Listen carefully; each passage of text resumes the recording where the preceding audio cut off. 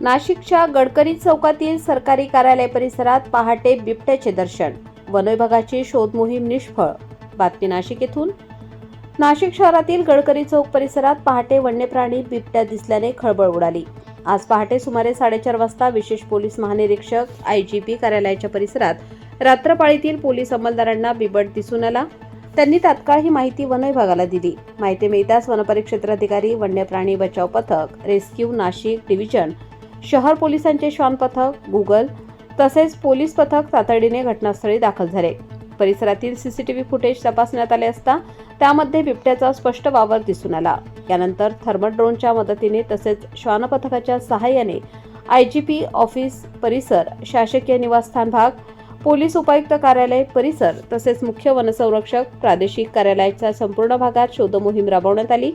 मात्र व्यापक शोध घेऊनही बिबट आढळून आला नाही. गेल्या काही दिवसांपासून नाशिक शहरात बिबट्याचा अधूनमधून वावर दिसत आहे. काही दिवसांपूर्वीच महात्मा नगर परिसरातून बिबट्याचे यशस्वी रेस्क्यू करण्यात आले होते.